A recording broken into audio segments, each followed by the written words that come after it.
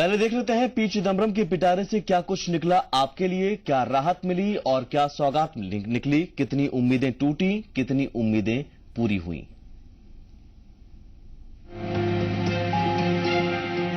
लोकसभा चुनाव सिर पर है। ऐसे में यूपीए 2 सरकार के अंतरिम बजट से जो उम्मीदें थी बिल्कुल वैसा ही हुआ। वित्त मंत्री पी चिदम्बरम ने अपने भाषण में पहले सरकार की उपलब्धियां गिनाई, फिर चुनावी रेवड़ियां बांटी।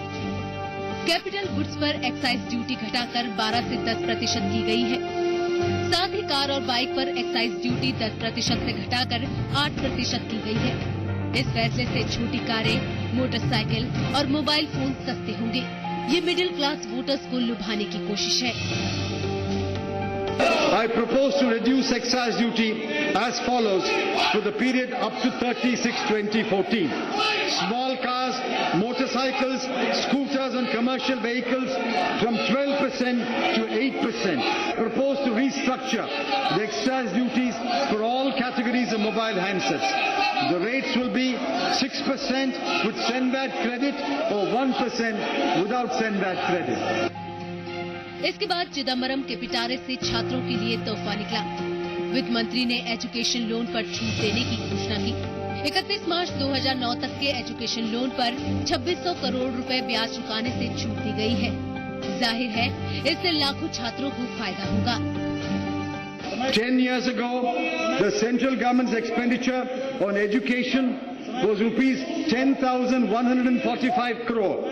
This year, we allocated rupees 79,451 crore. Chidambaram ने काफी दिनों से सेना में एक रैंक, एक वेतन की मांगे भी मान ली। सेना में इस साल से एक रैंक, एक पेंशन की योजना लागू होगी। इसके लिए 500 करोड़ का प्रावधान किया गया है। I'm happy to announce that government has accepted the principle of one rank, one pension for the defence forces. This decision will be implemented prospectively from the financial year 2014-15. I propose to transfer the sum of rupees 500 crore to the defence pension account in the current financial year itself. Chidambaram ने सरकार की आर्थिक नीतियों पर हो रहे विपक्ष के हमले का भी जवाब दिया। वित्त मंत्री ने कहा कि पूरी दुनिया में मंदी का असर भारत पर भी पड़ा, लेकिन फिर भी हमारी स्थिति बाकी देशों से बेहतर रही। I can confidently assert that the economy is more stable today than what it was 2 years ago. The fiscal deficit is declining. The current account deficit has been constrained. Inflation is moderated. The quarterly growth rate is on the rise. The exchange rate is stable. Exports have increased and hundreds of projects have been unblocked. इसके साथ ही अंतरिम budget में कई और अहम फैसले लिए गए। रक्षा बजट को 10% बढ़ाया गया है, यानी 2 करोड़ 24 लाख का प्रावधान है। रेलवे को 29,000 करोड़ रुपए देने का प्रावधान। खाद्य सब्सिडी के लिए 1,15,000 करोड़ रुपए का प्रावधान। देश भर में बैंकों की 8,000 से ज्यादा ब्रांच खोलने का प्रस्ताव। 7 नए परमाणु पावर रिएक्टर के निर्माण का प्रस्ताव। ब्लैक मनी के 67 मामले की जानकारी मिली है। कुल मिलाकर अगले वित्तीय साल में योजनागत खर्चे के लिए 5,55,000 करोड़ का प्रावधान है। Of this, the expenditure on subsidies for food, fertilizer and fuel will be rupees 2,46,397 crore. This is slightly more than the revised estimate of rupees 2,45,452 crore in 2013-14. Rupees 1,15,000 crore has been allocated for food subsidy, keeping in mind our government's firm and irrevocable commitment. इसके साथ ही income tax slab में कोई बदलाव नहीं किया गया है। अंतरिम बजट होने के बावजूद लोकसभा चुनाव को देखते हुए कई घोषणाएं की गई हैं। विशेषज्ञ भी मानते हैं कि चुनाव को ध्यान में रखकर ही अंतरिम बजट तैयार किया गया है। ब्यूरो रिपोर्ट, जी मीडिया। और जाहिर है इस बजट को कांग्रेस जनता का बजट बता रही है, लेकिन बीजेपी की तीखी प्रतिक्रिया आई है। बीजेपी सिर्फ यही नहीं कह रही है कि ये चुनावी बजट है, बल्कि इसे यूपीए की विदाई वाला और विनाश वाला बजट भी कहा जा रहा है। Deficit at 4.6%, below the red line of 4.8%, and the revenue deficit at 3.3%. Policy paralysis के आरोपों को नकारते हुए चिदम्बरम ने कहा कि वित्त वर्ष में विकास 4.9% रहने का अनुमान है। मौजूदा वित्त वर्ष में घाटा 3% रहने का अनुमान है। 14 करोड़ लोगों को गरीबी रेखा से हम ऊपर लाए हैं। ये हमारी सबसे बड़ी उपलब्धि है। भारतीय अर्थव्यवस्था दुनिया में 11वीं सबसे बड़ी अर्थव्यवस्था है। रेटिंग एजेंसियों का भारतीय अर्थव्यवस्था पर भरोसा बढ़ा है। कुछ इस तरह के बिंदुओं को गिनाते हुए चिदम्बरम ने अंतरिम बजट के तौर पर यूपीए 2 का आखिरी बजट पेश किया।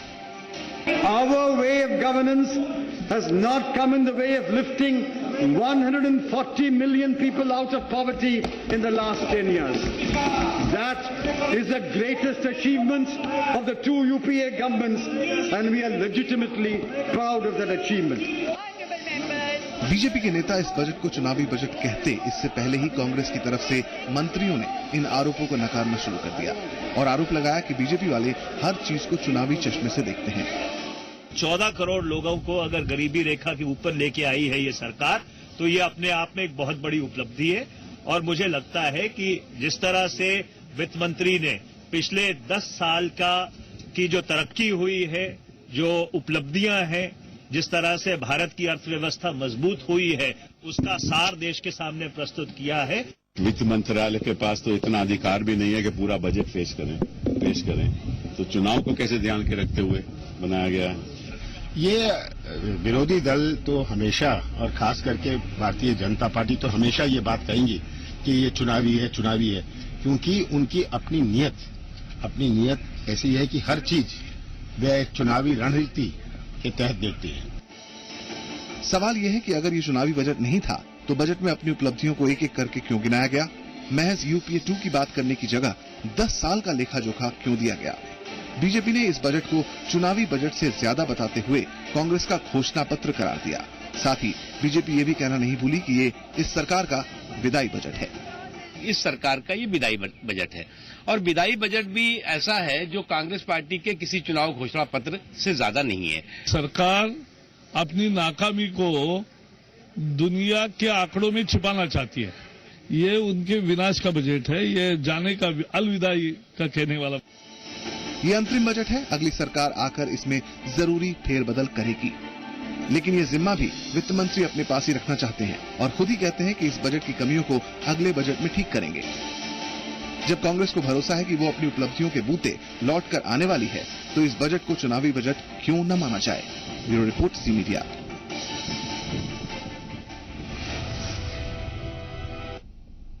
तो चुनावी बजट है या फिर जनता का बजट है या छलावा है जनता के साथ, समझने की कोशिश करते हैं। हमारे साथ इस वक्त भोपाल से कांग्रेस नेता अभय दुबे हैं, साथ ही जुड़ी हैं आर्थिक मामलों की जानकार अंजलि जैन, और रायपुर से हैं पूर्व सांसद चंद्रशेखर साहू।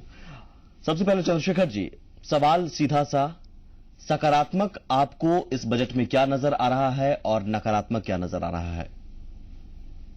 देखिए, ये बजट तो पूरी तरीके से तदर्थ बजट है और चला चली के बेला में जिस नाव में इतने छेद हो उसमें केवल पुट्टी भर देने का प्रयास, ये तो अर्थतंत्र को गतिशील करने वाला नहीं होगा। इसलिए मुझे लगता है कि इसके सकारात्मक पहलू तो जनमानस की दृष्टि से या जनता की दृष्टि से कोई स्पष्ट है नहीं। तो ठीक है, 5 नकारात्मक बिंदु क्या यही है कि मैं वही कह रहा हूं कि ये पूरी तरीके से एडहॉक बजट है। इसमें आपने 10 करोड़ की बात कही, 1.25 अरब की आबादी वाले में 10 करोड़ रोजगार देते देते आप पूरा युग बीत गया। 60 साल आपके नेतृत्व में शासन चला है, देश में आपने शासन किया है, और उसके बाद भी क्या स्थिति है अर्थव्यवस्था की, लोगों के घर के पारिवारिक बजट की, आम लोगों के बदहाली का जो आज हमारे सामने दृश्य है, कहीं न कहीं इस मामले में केंद्र सरकार की नीतियां पूरी तरीके से जवाबदार है। और इस बार का बजट तो एक प्रकार से चला चली के बेला में जो प्रस्तुत किया हुआ बजट है, मुझे लगता नहीं है कि इससे कोई बहुत कॉन्क्रीट हमको हासिल होगा। यानी जनता को कुछ नहीं मिला, इसका मतलब ये मान लिया जाए कि ये चुनावी बजट नहीं है। चुनावी बजट होता तो जनता के लिए बहुत कुछ होता इसमें। ये चुनावी बजट क्या, जिसे हमारे एक नेता ने कहा विधायी बजट है, तो विधायी बजट को हम क्या कहें, चुनावी बजट कहेंगे तो भी उसका कोई अर्थ निकलता नहीं है। अब इसलिए पूरी तरीके से एडहॉक बजट को लोग खारिज करेंगे, ऐसा मुझे लगता है। अभय दुबे जी, ये लेखानुदान जो प्रस्तुत सिर्फ और सिर्फ नकारात्मक, सकारात्मक कुछ नहीं है। देखिए, दुर्भाग्यपूर्ण बात यह है कि भारतीय जनता पार्टी के जितने भी प्रवक्ताओं का आपने वक्तव्य देखा होगा, तो जावड़ेकर जी से लेके साहू जी तक ने कोई तथ्यात्मक बातें नहीं कही। कहा कि कभी कह दिया चला चली का या विदाई का बजट है। आज देश में जो समूचे वैश्विक परिप्रेक्ष्य में देखें तो जो वैश्विक अर्थव्यवस्था है उसकी तुलना में भारत ने दृढ़ता से विकास के प्रति अपने कदम बढ़ाए हैं। 263 मिलियन टन हमारा एग्री प्रोडक्शन हो गया, 45 मिलियन डॉलर का हमने एग्रीकल्चर का एक्सपोर्ट किया है। आज जहां फिजिकल कंसोलिडेशन की बात हम कह रहे थे तो चिदम्बरम जी ने कहा स्पष्ट रूप से कि मैं उसको फिजिकल डेफिसिट को 4.6 तक ले आया हूं और 3% तक भविष्य में लाने की हमारी जवाबदेही है, जिस पर हम काम कर रहे हैं। जो करंट अकाउंट डेफिसिट का भारतीय जनता पार्टी के लोग दुहाई दिया करते थे वो 88 बिलियन डॉलर से आज 45 बिलियन डॉलर तक आ गया। तो ऐसी देश में जो प्रगति की अगर हम बात करें, जहां इन्होंने कहा कि पॉलिसी पैरालिसिस है यूपीए की सरकार में, तो इनको याद रखना चाहिए कि 269 प्रोजेक्ट जनवरी में ही 6,60,000 करोड़ रुपए के project cabinet committee of investments ने क्लियर करे हैं। जब ये बात कर रहे थे कि देश में प्रगति नहीं हो रही है, तब 2012 से लेके अब तक 39,000 किलोमीटर का ये अपने अपने आंकड़े हैं। देखिए का विस्तार हमने अभय जी, आंकड़े हैं जनता, लेकिन आंकड़ों को 10 सालों से देख रही है। उन आंकड़ों का उसकी जेब पर कितना असर पड़ा है जनता वो समझेगी। अंजलि जी, इस बजट से आम जनता की जेब पर क्या असर पड़ेगा? आंकड़ों की बात हम छोड़ दें, जो इतना प्रतिशत विकास दर रहने का अनुमान है या महंगाई घटने का अनुमान है, तमाम अनुमान में नहीं जाती है जनता। जनता सीधे पूछती है कि मेरी जेब पर असर कितना पड़ा, कितना फायदा मिला। देखिए, जहां तक बजट का सवाल है, हर साल जब हमें रेगुलर बजट आते थे तो उस बजट का सीधा सीधा आम जनता ये समझती थी कि बजट आ गया और अब महंगाई बढ़ जाएगी क्योंकि टैक्स बढ़ जाएगा। परंतु ये तो अंतरिम बजट है, ये तो एक प्रशासनिक व्यवस्था है। नई सरकार के आने तक, जो भी सरकार आएगी, नई सरकार के आने तक ये अंतरिम व्यवस्था है अगले 3-4 माह के लिए। तो ये बजट एक शॉर्ट टर्म बजट है जिसमें कोई लंबी बात नहीं की जाती, जिसमें कोई प्रोग्राम्स नहीं दिए जाते, क्योंकि यदि इसमें ये बहुत ज्यादा आकर्षक प्रावधान किए जाते तो फिर विपक्ष अपना आरोप लगाता कि भाई इन्होंने तो चुनावी बजट बनाया। अभी तो इन्होंने इस बजट में बहुत कुछ नहीं कहा, केवल ऑटोमोबाइल सेक्टर पे इन्होंने एक्साइज में कटौती की, और ऑटोमोबाइल सेक्टर में जो एक्साइज पे कटौती की है उसकी तो मैं सराहना करूंगी, क्योंकि उसमें छोटी कारों पर इन्होंने एक्साइज घटाया।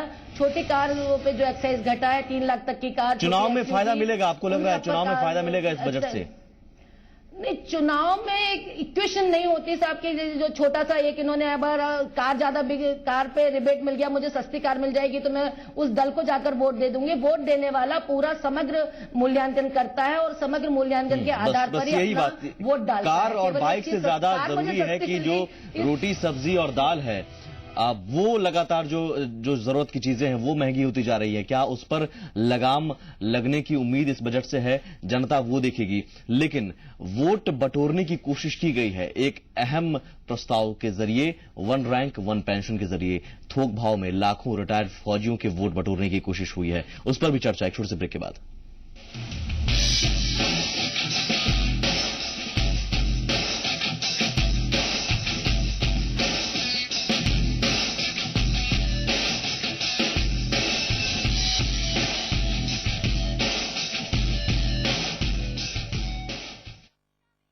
प्रायोजक हैं, करें अपने पैसों को मल्टीप्लाई। एसएमएस करें EPIC 56363 पर और टीवीएस जुपिटर, ज्यादा का फायदा।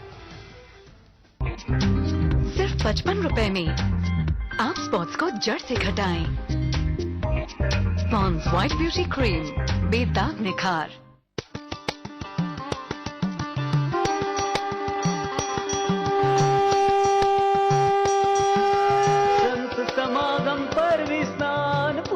जप तप प्रवचन ध्यान, छत्तीसगढ़ की शान। राजिम कुंभ बुलाए, राजिम कुंभ मेला लोक आस्था का वार्षिक पर्व, आयोजन का 9वां वर्ष, 14 फरवरी से 27 फरवरी तक।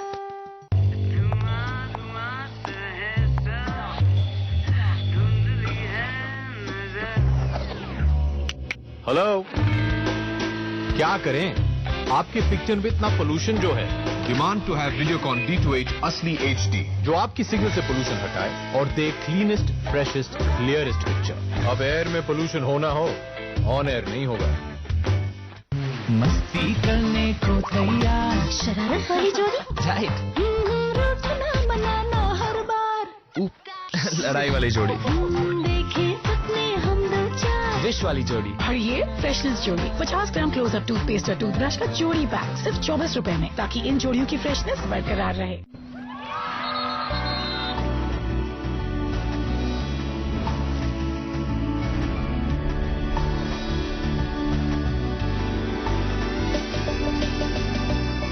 प्रदेश के सभी नागरिकों से मेरा अनुरोध है कि राज्य में होने वाले आगामी लोकसभा चुनाव में अपने बहुमूल्य मत का उपयोग देश हित में बिना किसी प्रलोभन, भय एवं डर के समझदारी से करें। याद रखें, मतदान आपका अधिकार ही नहीं, कर्तव्य भी है। अतः अपने मताधिकार का उपयोग अवश्य करें और लोकतंत्र को मजबूत बनाएं। अधिक जानकारी हेतु हमारे call centre toll free number 1950 पर संपर्क कर सकते हैं। हमारी वेबसाइट www.ceochhattisgarh.nic.in पर लॉग ऑन करें। मुख्य निर्वाचन पदाधिकारी छत्तीसगढ़ द्वारा जनहित में जारी। मम्मी, मैं तो टॉस करें हेड्स हो या टेल्स। अब खुले बालों का भी गिरना मना है, सिर्फ 1 रुपए में। क्लिनिक प्लस शैम्पू में है मिल्क प्रोटीन फॉर्मूला, जो बनाए बालों को मजबूत। मम्मी, खुले बाल। क्लिनिक प्लस, सिर्फ 1 रुपए में खुले बालों का गिरना मना है। सिर्फ 55 रुपए में आप स्पॉट्स को जड़ से घटाएं। पॉन्ड्स व्हाइट ब्यूटी क्रीम, बेदाग निखार। चौहान ग्रुप लेकर आए हैं चौहान ग्रीन वैली, जो पूरा कर रहे हैं घर का सपना। बना रहे हैं 2 BHK, 3 BHK और रो हाउस बंगलो, भिलाई का सबसे शानदार टाउनशिप। तो आज ही अपना घर बुक कराएं। किराए पे कमरा मिलेगा? मॉडर्न किराएदार नहीं चाहिए। नमस्ते। एक हाई क्लास घर। हाय। कोई भी हेयर स्टाइल करो, अगर बाल हो घने और लंबे, इसलिए सनसिल्क थिक एंड लॉन्ग, जिसमें है योगर्ट प्रोटीन, जो बालों को 2 गुना घना बनाए। 2 गुने घने बाल अब 1 रुपए में। अब संसिल्क के 1 रुपए सैशे पर पाइए 20% एक्स्ट्रा बिल्कुल मुफ्त। Education, real estate, tea garden, सर्वत्र सामाजिक उन्नयन अंशीदार विश्वामित्र इंडिया परिवार हर कदम विश्वास के साथ। सोनालिका ट्रैक्टर है ताकत की पहचान। देश की सर्वप्रथम heavy duty tractor range. Sonalika tractor.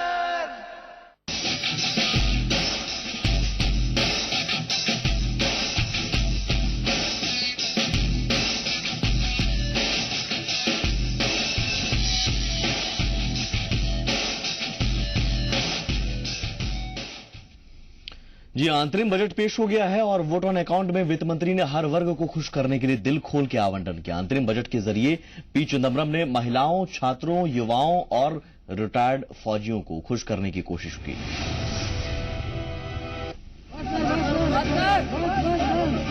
अपने बजट भाषण में वित्त मंत्री ने यूपीए 2 की उपलब्धियां भी गिनाई और वो चुनौतियां भी जिसका सामना इन 10 सालों में केंद्र में सत्ता पर काबिज रहते हुए यूपीए 2 ने किया। यही नहीं, आगामी चुनाव को देखते हुए इस बार वित्त मंत्री ने अंतरिम बजट में कई योजनाओं के लिए दिल खोलकर सौगातें दी। एक नजर वित्त मंत्री द्वारा योजनाओं के बजट पर डाले तो उनके पिटारे से अनुसूचित जाति से जुड़ी योजनाओं के लिए 48,638 करोड़ रुपए निकले। अनुसूचित जनजाति से जुड़ी योजनाओं के लिए 30,726 करोड़ का आवंटन किया। महिलाओं से जुड़े कार्यक्रमों के लिए 97,533 करोड़ रुपए का आवंटन हुआ है, जबकि पिछले बजट में ये राशि 97,134 करोड़ थी। केंद्र सरकार ने पिछले साल शुरू किए गए निर्भया फंड में भी इस साल 1,000 करोड़ के फंड का आवंटन किया है। और इस बीच एक बड़ी खबर आ रही है, लोकसभा चुनाव के लिए कांग्रेस ने 90 सीटों के लिए उम्मीदवार तय कर लिए हैं। 5 राज्यों की ये 90 सीटें हैं जिन पर उम्मीदवार तय किए गए हैं और ये वो सीटें हैं जहां 2009 में कांग्रेस हारी थी। इनमें से यूपी की 21 सीटों पर भी प्रत्याशियों के नाम तय किए गए हैं।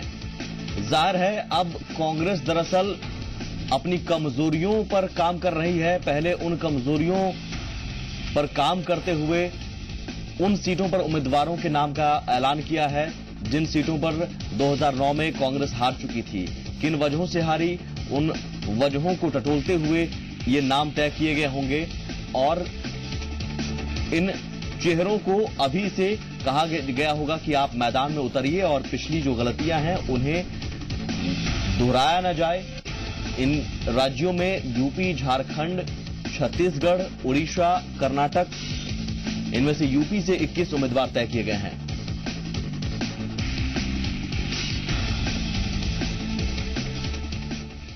और इसी खबर के साथ यहाँ रुकेंगे छोटे से ब्रेक के लिए। आगे देखिए न्यूज सुपरफास्ट।